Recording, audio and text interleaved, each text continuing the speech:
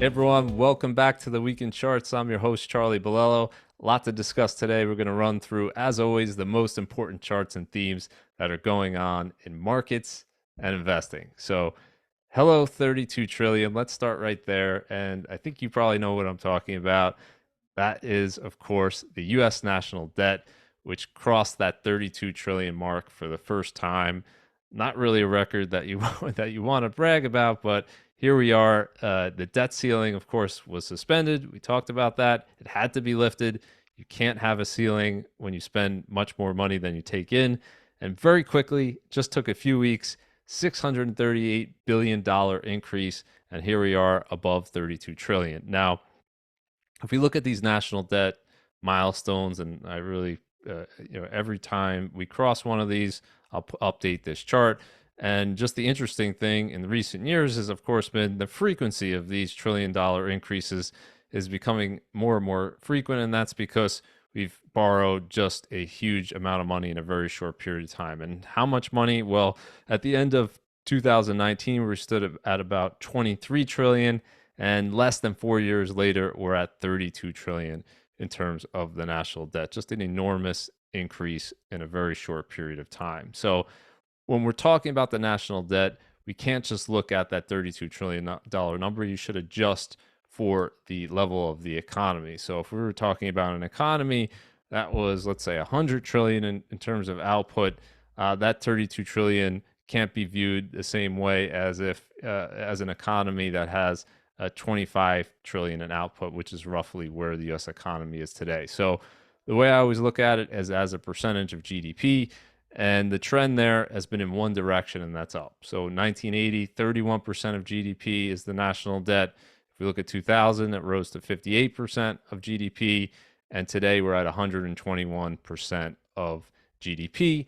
And the natural question that people ask after seeing this is, well, at what level as a percentage of GDP does it really become a problem? And the truthful answer, of course, is no one knows. Every country is different.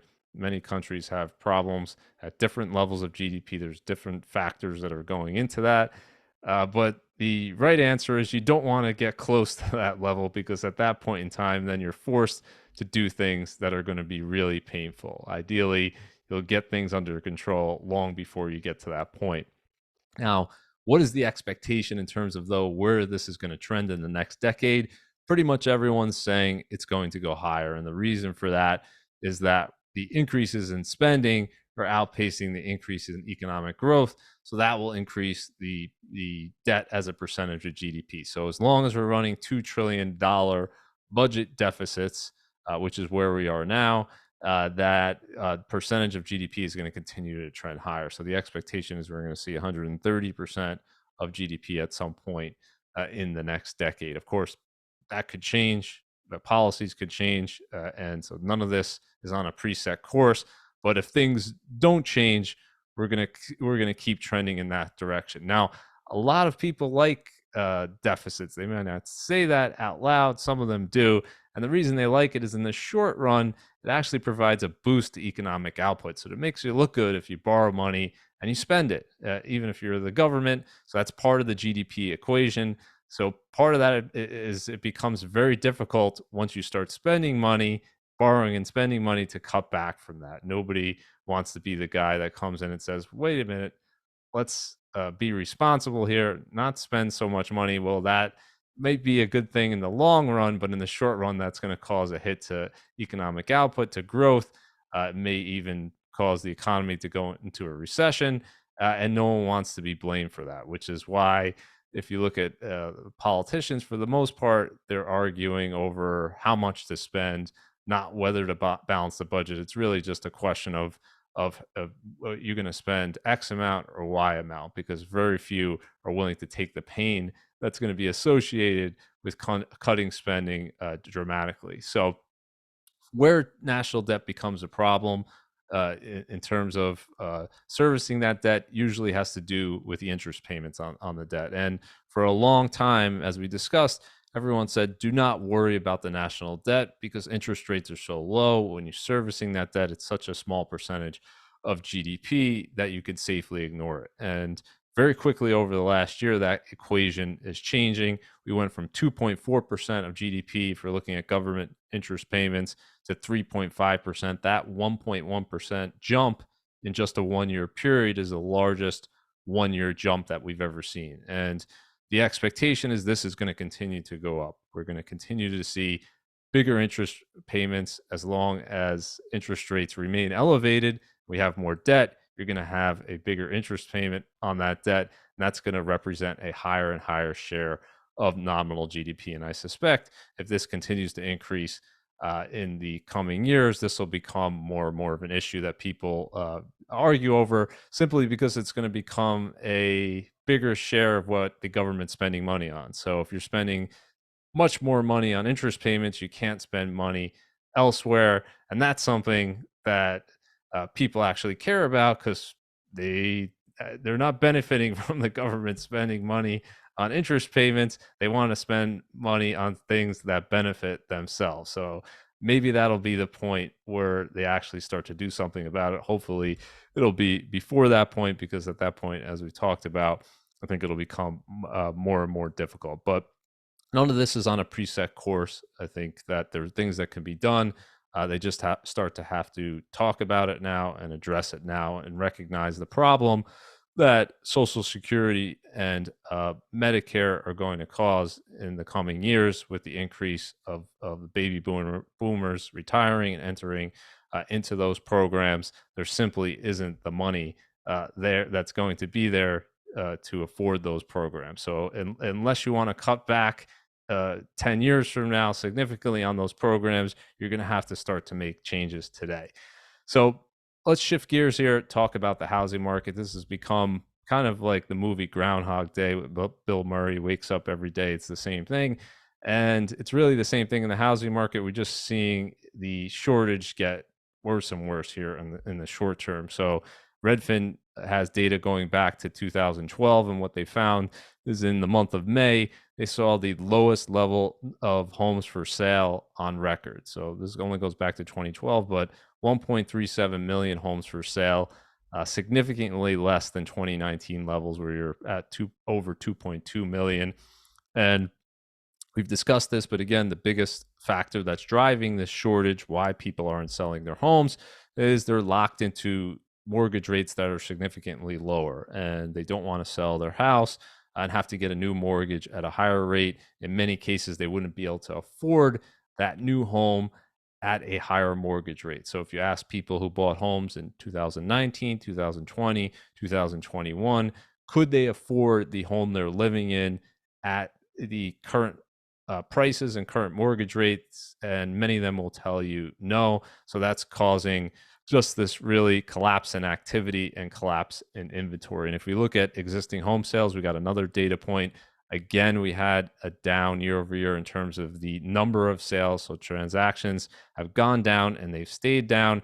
And this is the longest down streak that we've had in terms of year over year declines in existing home sales since 2009. And of course, back then, that's when the last housing bubble burst, and you had just had a multi-year period of adjustment for the housing market. The difference here being is this inventory issue, much worse than it was back then. So if we look at prices, we're seeing prices improve, but just gradually. If we look at existing homes prices, the median price for sale was down 3% over the last year. That is the biggest year-over-year decline that we've seen since 2011. So you do have to go back over a decade. But given the run-up in prices that preceded this, a 3% decline year over year is not going to change anything in terms of affordability. And it's still very much unaffordable for the average person to afford the average home. And to illustrate this, and I do this every month, but we got to show this because it's just so unbelievable in terms of the numbers. Just 3 years ago, you're talking about a 3% mortgage rate, and the median home price was $284,000. Now you have a 30-year mortgage rate of more than double that rate from a few years ago, and you have a price that's significantly higher. So if you want to afford that same home today, the exact same home today, as you did 3 years ago, you have to pay 22,000 more in a down payment, which most people don't have, of course, and you have to pay 109% more in that monthly payment. So monthly payments more than doubled in a 3-year period. This is just for the average house, right? There's going to be differences across the country, but a doubling in a 3-year period is something we've simply never seen before. And needless to say, people's incomes did not double in the last 3 years. So something has to give.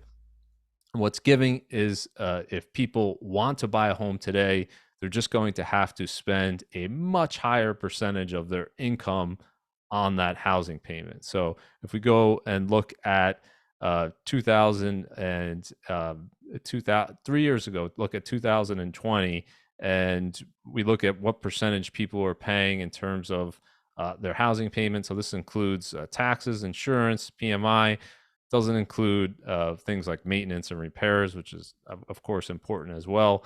But this study by the Atlanta Fed said that 28% of your income was needed to afford that median home price back 3 years ago in 2020, and today you're over 40%. So we're still at levels that we saw during the last housing bubble. It's gotten a little bit better over the last few months because mortgage rates were up around 7%, and now they've come down a little bit, and prices have come down a little bit, but nearly not enough. It's merely just a small adjustment. If we're talking about 3%, not big enough to make a dent in this. And for most people, even if they wanted to spend 40% of their income on a house, which definitely wouldn't be advisable if you're asking someone to do the math of that, that really is going to crowd out almost all other spending for people. I think what a lot of people say is you don't want to go above 30%. Some people more conservative say 25%. But when you get above 40%, it becomes unaffordable, and it becomes less likely that if you need a mortgage to buy a home, that you'll be approved for that home. So for all of these reasons, this is something that can't persist forever. And the question really is, how does this come down? Does it come down through mortgage rates coming down? Does it come down through home prices coming down? Some combination of this? Or does it simply come down very, very slowly through incomes rising? Right? And that's a possibility as well. We don't know the answer to that. The quickest way, of course, would be for prices to come down, but we're just not seeing enough inventory. It's a supply and demand equation. In the short run, we're not seeing enough supply for prices to show any kind of meaningful decline. So what do we need? We need more building. And if you build it, they will come. I truly believe that if you build more houses in America, they will become more affordable and people will come to buy those homes. And I think very slowly we're starting to see that this transition. We've been talking about this for months here, but the trend has really continued in terms of increasing home builder confidence. And why is this important? When home builders are feeling more confident, they view conditions as good, they start to build more homes. And now we're back in positive territory in terms of confidence. And guess what?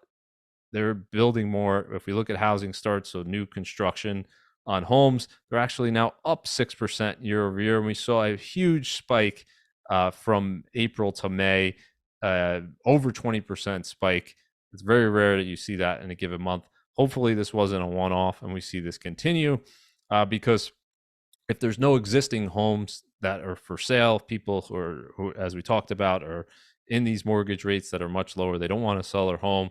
Well, where's the supply going to come from? It has to come from new homes. So the more starts we see, the better. And as we've been discussing, the market always moves first. It always moves ahead of the actual data.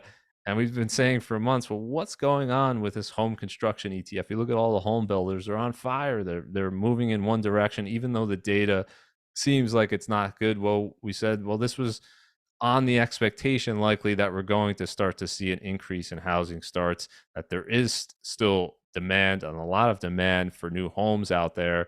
And now we've seen a new all-time high in terms of this home construction ETF. It's recovered all of its losses from the peak in 2021. It went down 41%. Now we've seen a 69% increase new all-time high in the home construction ETF. So if the market is getting it right here, maybe it's not getting right, maybe it's overdone here, but if it is, then we should see continued strength in housing starts and more supply coming on the home front, and I think that would be a very good thing for the housing market. We need more supply. So let's talk about rate hiking cycles. Y Charts did this great research study where they're looking at the last 4 rate hiking cycles for the Federal Reserve and what happened in terms of returns. And I went through this last year when the Fed started hiking rates, and my conclusion was, and I showed the different cycles, conclusion was there's no rhyme or reason that you cannot predict which asset class is going to do well during a rate hiking cycle. Thankfully, Y Charts showed a similar thing here.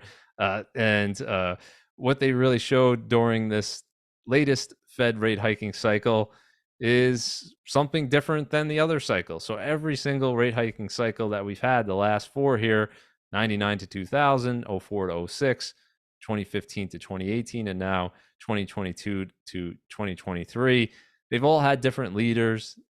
Sometimes commodities led. This last one, commodities lagged. Sometimes growth did well. Sometimes growth didn't do well, and so on and so forth. And I think the lesson here is a broader lesson than just the Fed hiking rates. If you did the Fed cutting rates, you'd probably see the same thing. And that lesson is the market's unpredictable. One cycle is not like another cycle. There's many different factors that go into the returns of various asset classes. And you can't say, even if you knew that the Fed was going to hike rates for this period of time, and no one knew it was going to be this long or this much, you couldn't say what asset classes would do the best or do the worst. And I think another interesting observation is not necessarily are you going to have big declines. In fact, the S&P 500 is up from 2015 to 2018 when they did this rate hike. In 04 to 06, the S&P 500 was up. 99 to 2000, S&P 500 was up.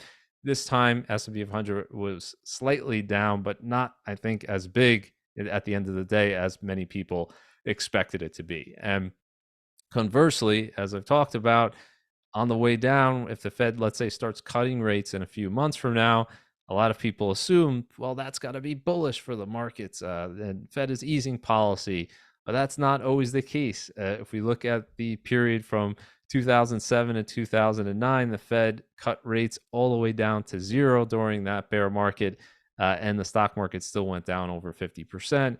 And from March 2000 to the low in October 2002, the Fed cut rates down to 1%, and the market as well went down over 50%. So no clear relationship between what the Fed is doing and what various asset classes are doing. So be very careful if anyone tells you for sure this is what's going to happen if the Fed hikes rates or cuts rates.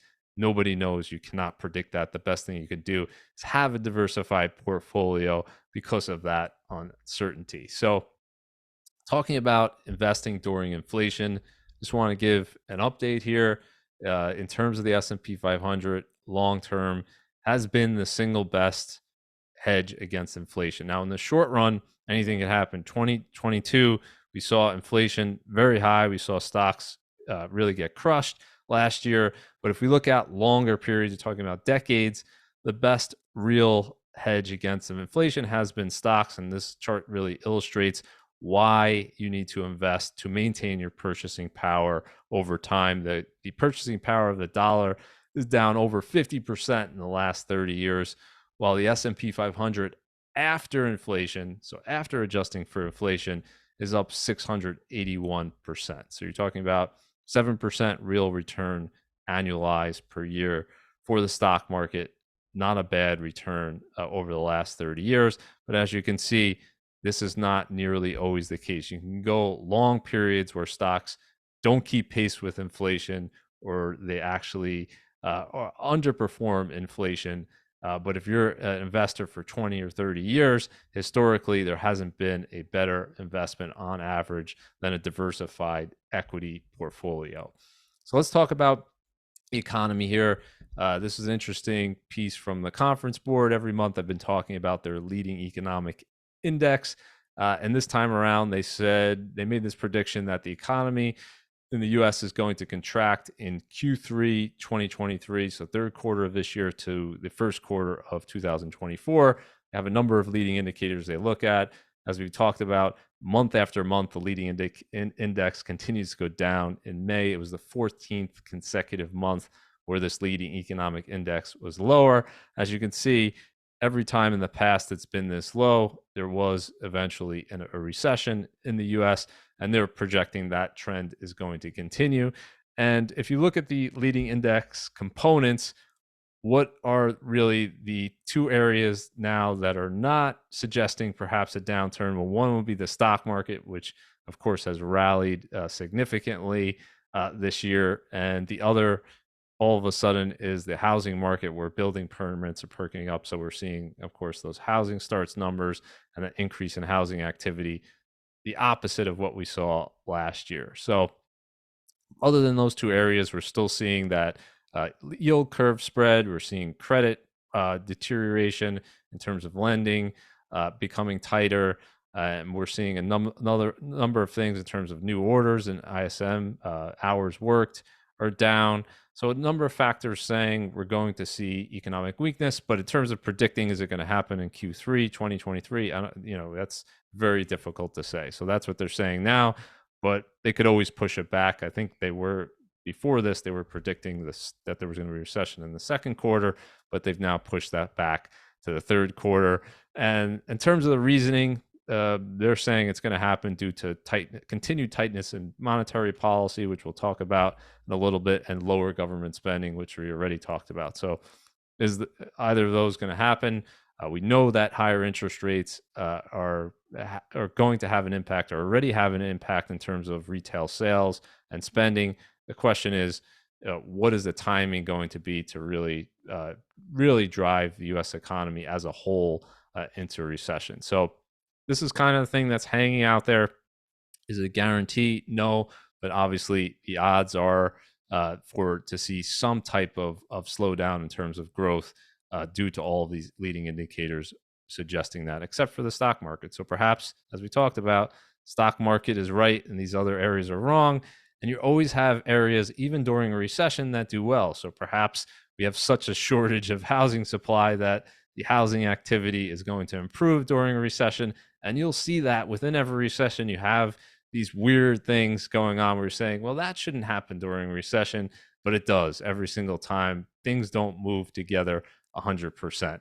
Now, coming to that point about tighter monetary policy, every day these expectations are going to change. Powell gave a few speeches this week, and what he suggested was, perhaps there's going to be more rate hikes to get that rate of inflation down. So he wants to get inflation down to 2%. Why 2%? Who knows? That's the level that they want. And and perhaps they're going to have to hike rates more to get there. And for now, the market's saying that rate hike is going to occur in July, 74% probability. And they're saying then the Fed is going to keep rates there and cut rates in early next year in January 2024 back to 5%, and then keep cutting rates throughout the remainder of next year. Now, will that play out as the market is expecting? Who knows? Powell is looking for 2%. If you look at real-time inflation measures, we're almost there. If we look at Truflation's year-over-year inflation measure in the U.S., we're at 2.38%. That's the lowest level this year. If you remember, last June, we were over 12% for this metric.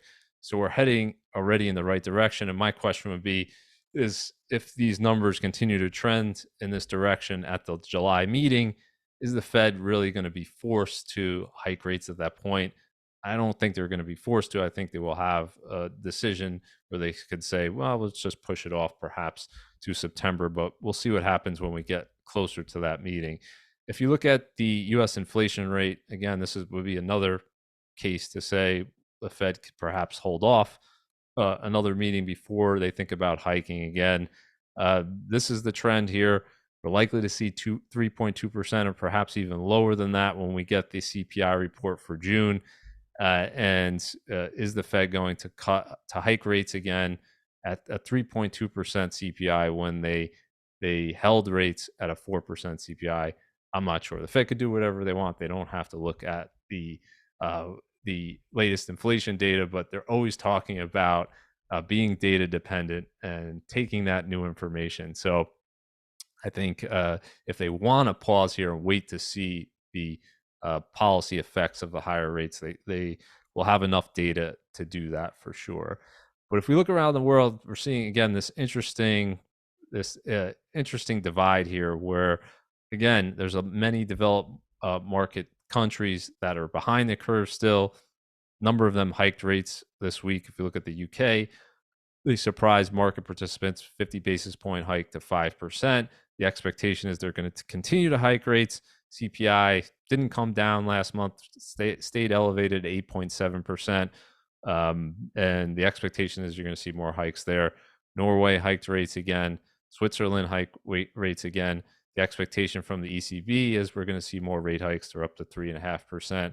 So you have that on the one hand, and then you have China at the opposite end of the spectrum. China cut interest rates this week as people did expect, and while the rest of the world is tightening policy, China's easing, and people are suggesting that's because we're seeing a downturn in China.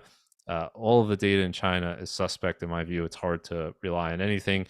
But if you believe that their inflation rate is close to zero, and that is because of economic weakness, then that suggests that China could continue to ease policy from here, and that they're in a very different place than the rest of the world, especially in Europe, that has a higher inflation rate than their policy rate. So we'll see what happens there. But in the short term, barring some new additional news, we're going to see more rate hikes from the ECB and the Bank of England in the coming months. Now, as far as the U.S., again, we're over 1% above the inflation rate. A little bit of a different picture. U.S. and CPI lower than most of Europe, and the Fed funds rate is higher than many of those countries as well. So we were earlier to hike interest rates, and perhaps we're going to be earlier to hold and maybe even ease on the way back down. Now, interesting here,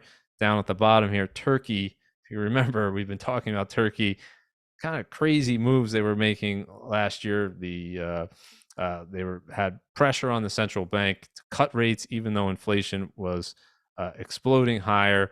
The currency, Turkish lira, was absolutely collapsing.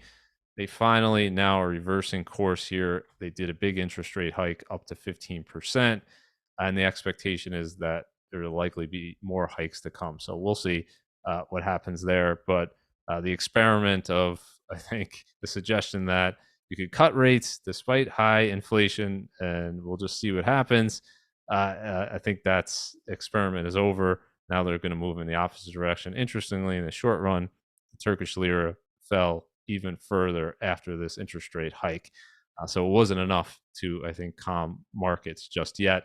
And if you listen to their central bank leader there, what she said was essentially rate hikes are a good start, but that alone isn't going to bring the inflation rate down. They have to do something about the money supply. I think that was a very important point. Money supply growth in Turkey has been over 50% for some time now, and you cannot have that without high inflation. Of course, we saw a version of that in the US, but thankfully, we've reversed course and now our money supply is contracting. So let's talk about the downtown downturn. So the office market in many downtown areas around the country simply hasn't recovered, while many other areas have recovered from pre-pandemic levels. This is not one, and we've talked about the reason for this.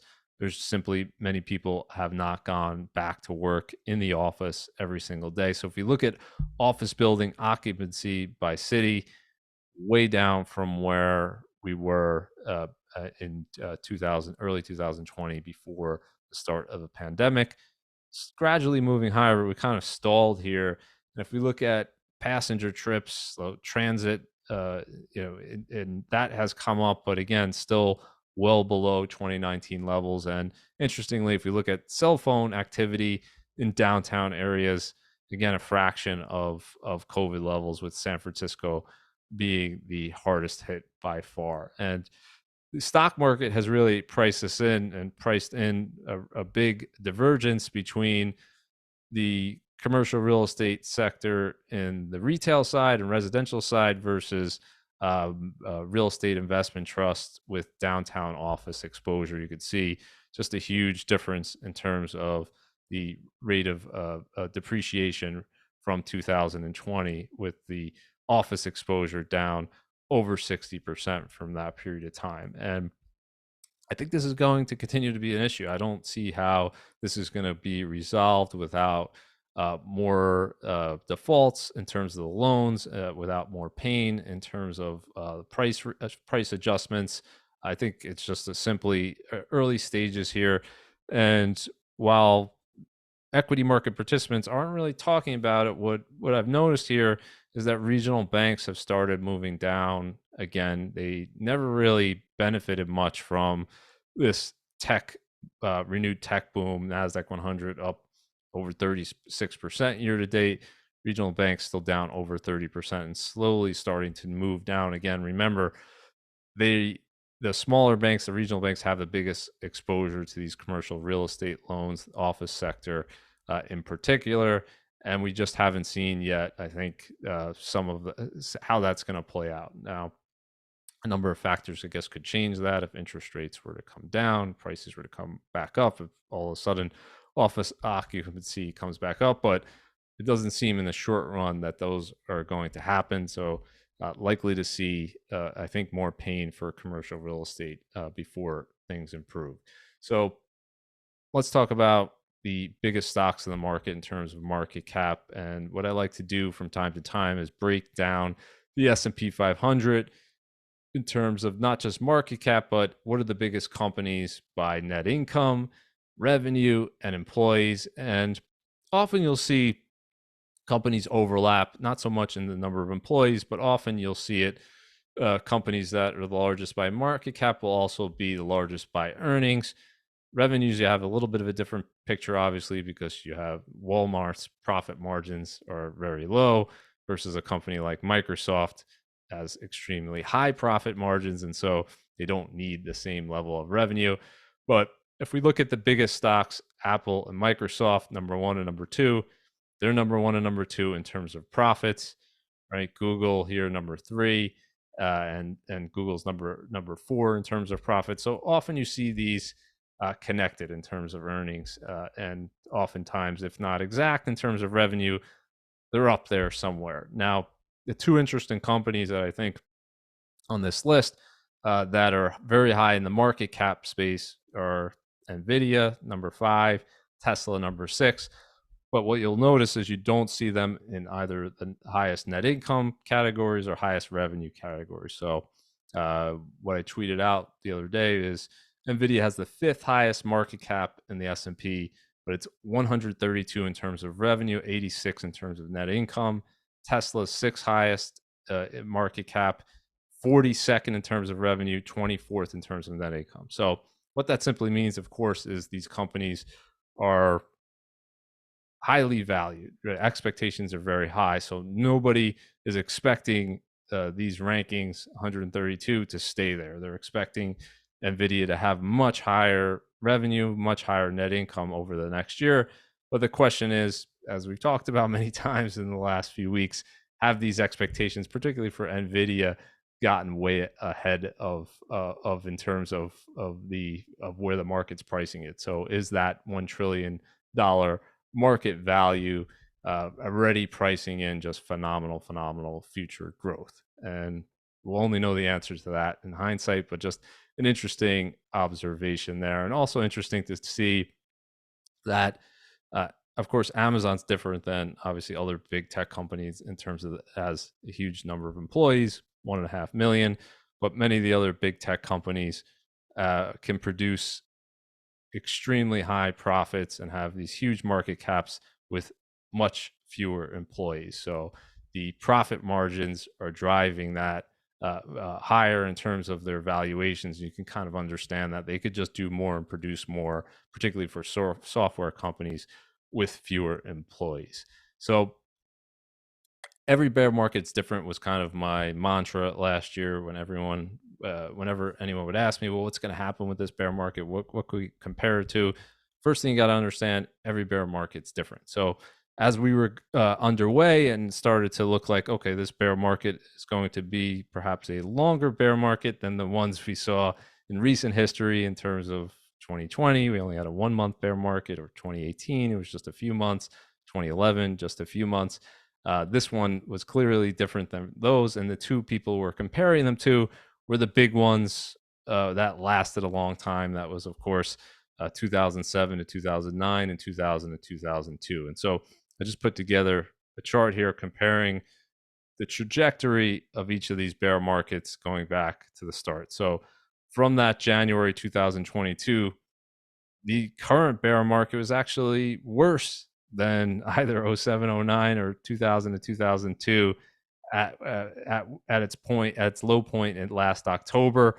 But since then, that enormous rally that we talked about, 27% rally in the S&P 500, now it looks very different in the opposite direction. So you have all of a sudden at its peak here last week, the S&P was only a little over 7% down from its prior high, which was very different than what we saw in terms of the 2000 to 2002 bear market at that point in time. And the 0709 bear market, interestingly, I think this might surprise some people, was already over by this point in time. So it had already bottomed. The March 2009 low was already in, and we started moving back higher. So does this mean a lot of people are using charts like this to say, well, this means that that the low is in, because this is different than other bear markets, and we've never seen this big of a rally this late in the bear market. So that means we're just going to go up to new highs. That certainly could happen, but we can't rule out, because every time is different, another move lower in the coming months. Perhaps people are going to be worried that the Fed might have to hike rates more than people are expecting today. Perhaps the recession fears will start to come through in terms of earnings expectations. Perhaps it'll be something else that no one's even talking about today. But that is a possibility as well. So using these comparables is I think, a good starting point to say, where are we in terms of context, in terms of bear markets? But you can't say definitively that because this looks different than these other two, that the bear market's over, and you can't say for sure that we won't have another leg down. Hopefully, we continue to move higher, but you should not be surprised if there's another move lower. It's already looked different, obviously, than these two from the October low, and it can certainly diverge from them going forward as well. And if we look at the volatility index, I would make a similar point there. The VIX actually closed below 13 this week.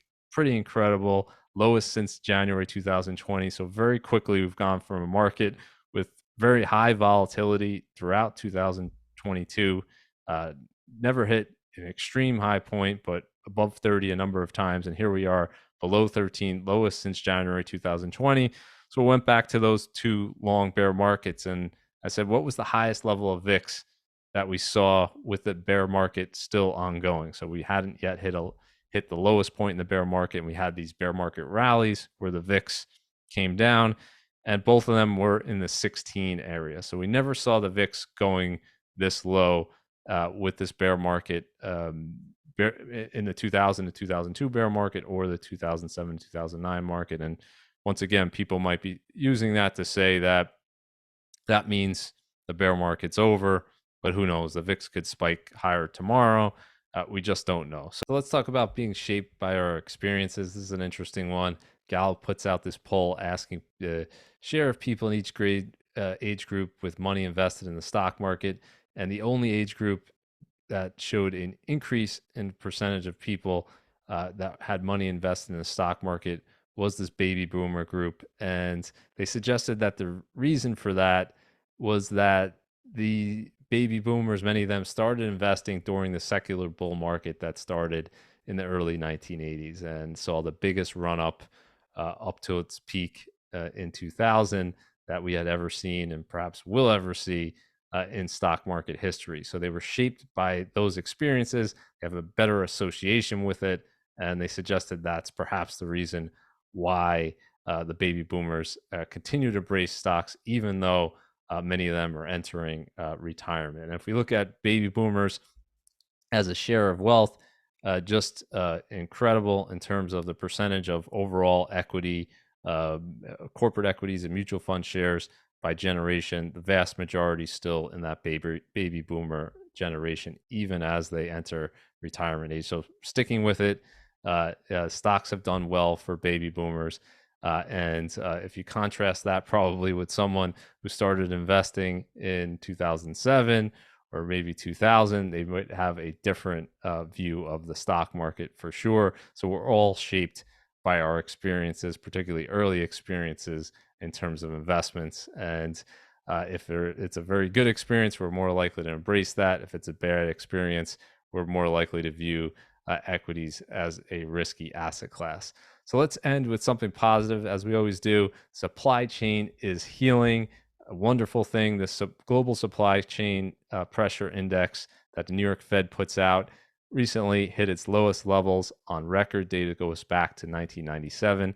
Awesome to see. What I like to look at in terms of supply chain is this freight index Freightos puts out, and that hit its lowest level since 2019. So kind of confirming this data, the supply chain issues that everyone was talking about a few years ago seem to be completely healed. That's an incredible thing. No one would have thought that was possible, going from really the worst supply chain issues that we've seen to very good supply chain issues in just a short period of time. Prices 88% lower from their peak. So hopefully this is a trend that continues. This is going to have an impact on inflation. And I'm sure the Fed is looking at this, but more importantly, you're going to see the impact of this in terms of all of the purchases that you're making. So wonderful to see. Hopefully it continues with that. We'll end it right there. Have a great weekend, everyone. Thanks for watching. If you like the content, as always, subscribe to the channel, and I'll see you next time.